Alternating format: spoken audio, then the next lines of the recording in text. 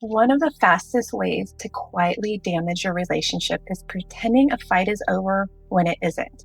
Not yelling, not cheating, not dramatic betrayal, just a subtle, polite, tense distance where everyone says, we're fine, but you can feel you're not. That low grade tension, the short answers, the way you go to bed slightly turned away, that's the moment that slowly changes relationships. Hi, I'm Catherine O'Brien, a licensed marriage and family therapist in Sacramento, California, and I work with couples every week who don't fall apart because they fight. They struggle because after the fight, no one knows how to truly come back. Most couples believe the goal is to fight less, and it's not. The goal is to reset well. Conflict is normal in long-term relationships. Two nervous systems, two histories, two attachment styles. But what actually predicts long-term stability is this: what happens after the rupture? Because if nothing intentional happens after conflict, the body stays slightly braced. And when bodies stay braced, connection doesn't feel safe. And I'll tell you how this usually unfolds in my office. A couple sits down and says, we don't even fight that much. But when I ask, well, what happens after you do fight? And there's this pause. One partner says, we move on. And the other says quietly, yeah, we move on. And you can feel it in the room. And that's not the same experience. One person truly wants peace. They want relief.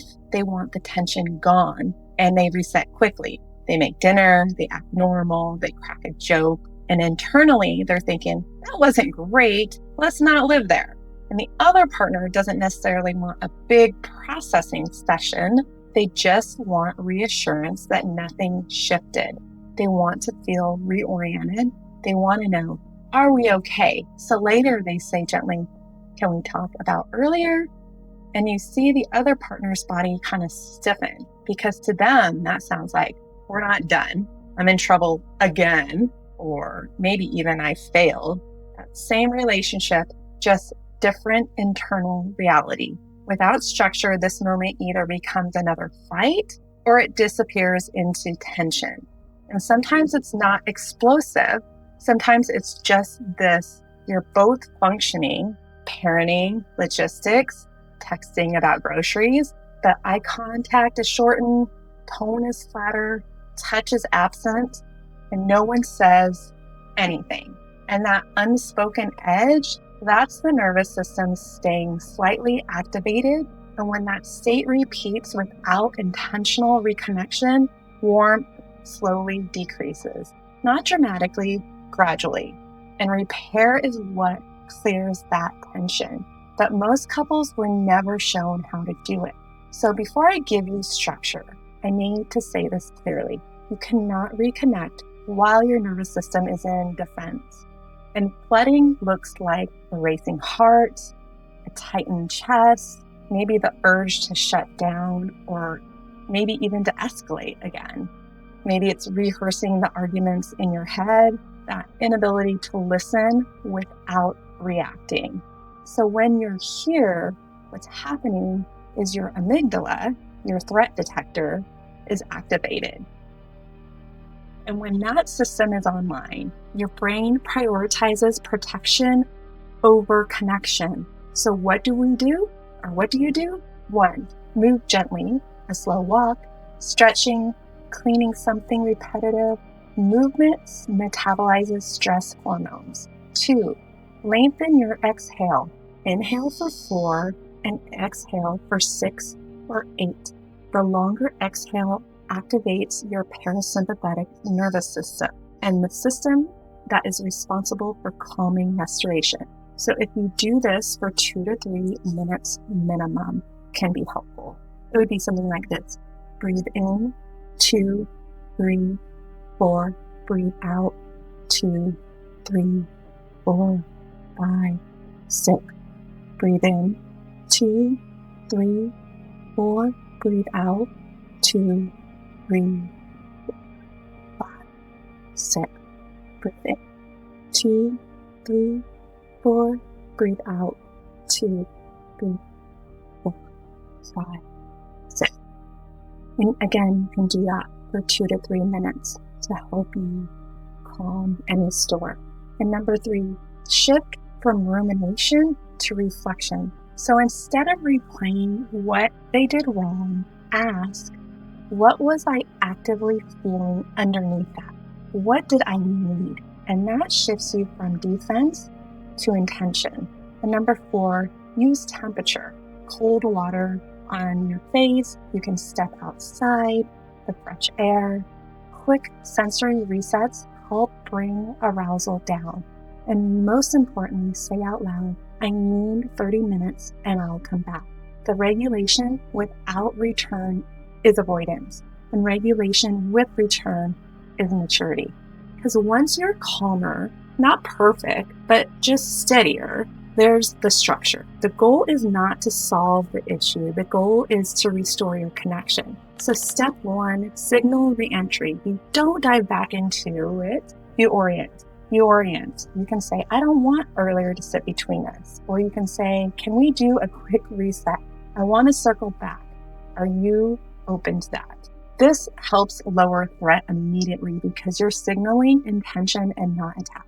And step 2, share your internal experience. Not what they did wrong, but what happened inside of you. Because when the tone shifted, I noticed I started shutting down, or I felt myself getting defensive. I realized I was more overwhelmed than I wanted to be in that situation. And then you can add, what I needed in that moment was ... Short, honest, contained repair works when you reveal vulnerability and not when you build a case for yourself. Step 3, validation. And what it actually does to the brain is validation sounds simple. I can see how that would feel upsetting, or that makes sense. You felt that way. Or I understand why that landed that way. Here's what that does neurologically. When someone feels criticized or misunderstood, their amygdala activates, threat alarm, right? The heart rate increases, defensiveness rises, listening decreases, and the reasoning part of the brain, the prefrontal cortex, partially goes offline. And when you validate even one small piece, the nervous system registers, oh, I'm not being attacked. And that helps reduce the threat activation. And when threat lowers, heart rate stabilizes, muscle tension decreases, and the prefrontal cortex comes back online. Empathy becomes possible again, and validation isn't a surrender. It's lowering alarms so connection can happen. You cannot reason someone out of defense. You calm defense first. And step 4, take responsibility. Specifically, ownership must be contained. Not, I guess everything was my fault, and not, well, you did this too. Specific sounds like, I did interrupt, or I got sharp with you.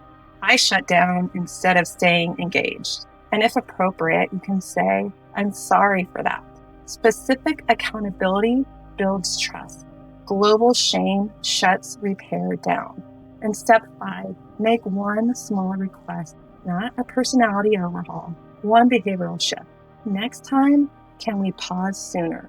Or if you need space, can you tell me you're coming back? Can we slow down if voices rise?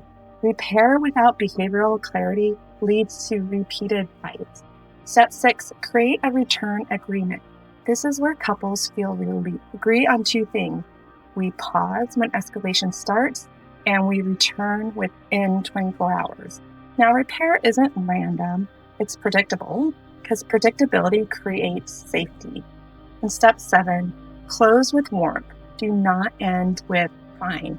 End with connection. Are we okay enough for tonight? Can we hug? I love you even when things are messy. Because attachment needs a closing signal. Give it one. If you're someone who tries to move on quickly, it doesn't mean you don't care. It probably means tension feels overwhelming for you. And if you're someone who wants to circle back, that doesn't mean you're dramatic. It probably means connection feels unsettling. Both are attempts at safety, but relationships require a shared path back.